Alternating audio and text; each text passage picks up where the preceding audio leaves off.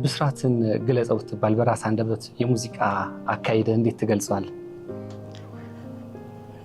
ሙዚቃ የሚወድ ሙያውን የሚወድ ታታሪ ሰራተኛ። እስኪ ወደ ኋላ አልመልስም። በሙዚቃ ውስጥ ሁለት ገጾችን ተመለከትኩኝ። አንደኛው የአባት በሙዚቃ መንገድ ውስጥ ማለፍ፣ እናትም ጥሩ የሙዚቃ አድማጭ እንደሆኑ ሙዚቃን በደንብ እንደሚረዱ ከዚህ ቀደም አንስታል። አንተም በውዝዋዜ ውስጥም አልፈዋል ገፍተውበት ባይሄዱ ጥበብ ውስጥ ያሉ ቤተሰቦች ናቸው። ወዲህ ደግሞ ስንመጣ አባት የሙዚቃው መንገድ እንድትይዝ አይፈልጉም ነበርና በሁለት መልኮች ውስጥ ያሉትን ጉዞ እንዴት ትገልጸዋለህ? ለምን ሙዚቃውን በደንብ እያገኘ ነው፣ እየተረዳኸው ነው፣ እያያዝከው ነው። እዚህ ጋር ደግሞ ስመጣ አይሆንም በዚህ ሂድ የሚባል ነገር ይኖራል። እንዴት አስታርቀህ አለፍክ? እኔ ሙዚቃ ስለምወድ አባቴ ከሚለኝ ከሚለኝ ነገር በላይ ውስጥ ያለው ሙዚቃ ስለበለጠ ያንን ነገር ማሸነፍ የቻልኩ ይመስለኛል። አንድ ነገር የምትወድበት መጠን ነው የሚወስነው ብዬ ነው የማስበው። ለዛ ነገር ያለ ፍቅር እና ልክ ልሁንም ልክ አልሁንም ለወደድኩት ነገር ግን በተቻለ መጠን እስከ ጥግ ድረስ እሄዳለሁ። እንደዛ አይነት ነገር አለኝ። ግን መጨረሻ ላይ ማሸነፍ ችያለሁ። እሱን እንዲወደው እንዲያምንብኝ ለማድረግ ሞክሬያለሁ። ደስ ብሎት ነው ያለፈው። እግዚአብሔር ይመስገን። እንግዲህ ያው እኔ ልስራ አሰራም የሚሉ ፍትጌዎች ነበሩ። እነዚያን ፍትጌዎች አሸንፈ በቃ መስራት አለበት ይህ ልጅ ከዚህ በኋላ ያለው መንገዱ ሙዚቃ ነው የሚለውን የአባትን ያሳመንክበት አጋጣሚ መቼ ተፈጠረ?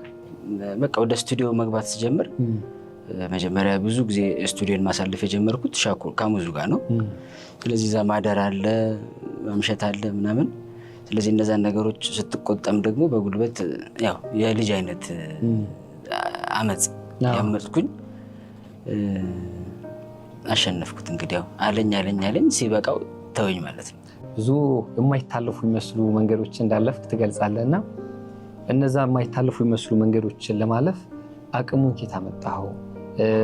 ምን አይነት ህልም የሆነ እኔ እዚህ ጋር መድረስ አለብኝ ብላ ያሰብከው ነገር ቢኖር ነው በዚህ ልክ እነዛን ፈተናዎች መሻገር የቻልከው? ፈተናዎቹ ምንድን ናቸው?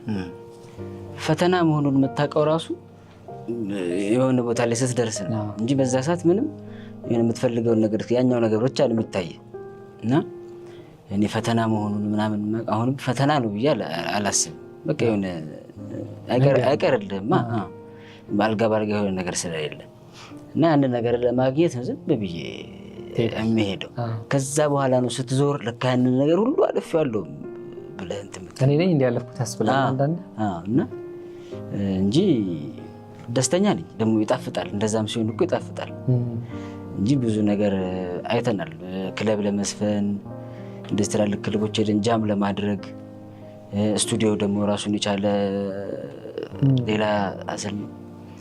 አሁንም ደግሞ የሆነች ነገር ላይ ደርሰህ ደግሞ ዝናው መጥቶ የምትፈልገው ነገር መጥቶ ደግሞ ቅርጹን ይቀይራል እንጂ ፈተና አይቀርም። እንደውም አንድ ቃል መጠይቅ ላይ በጣም የገረመኝ ለሙዚቃ በጣም ፍላጎቱም ዋጋም እንደከፈልክ የተረዳውበት አጋጣሚ የህዝብ ስልክ እንትን ውስጥ ገብቼ ተኝቼ አድረን ጧት ተነስተን ታክሲ ተሳፍረን ሄደን እናውቃለንና በዚህ ልክ ራስን ለሙያው ማስገዛት ትልቅ ነገር ይጠይቃል ብዬ አስባለሁና እንደው ቢቀርብኝ አላልክም? የዛን ሰሞን ላይ እንደዚህ አይነት ነገሮች ሲመጡ አላልኩም።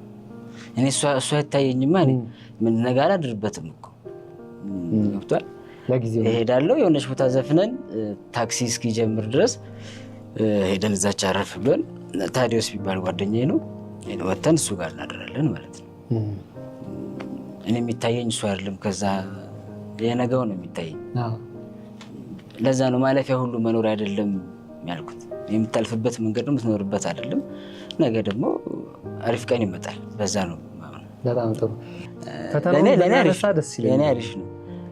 እኔ የፈተናው ነገር ምናምን እውነት ለመናገር አይታየኝም። እኔ ደስ ብሎኝ የምሰራው በቃ አንዱ አካል ነው ብለን አሁን የማልወደውን ስራ እየሰራው ቢሆን ኖሮ እንደው እንደዚህ ምናምን አለ ነቸው የሚያልፍልኝ።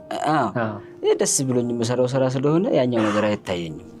አሁን ልክ የሆነ ነገር ሰራለሁኝ ካልመጣ ነገ ደግሞ እንደገና እሄድበታለሁኝ እና የራሴ ታሪኬ ነው፣ አንዱ አካል ነውና የህይወቴ አንዱ አካል ነው።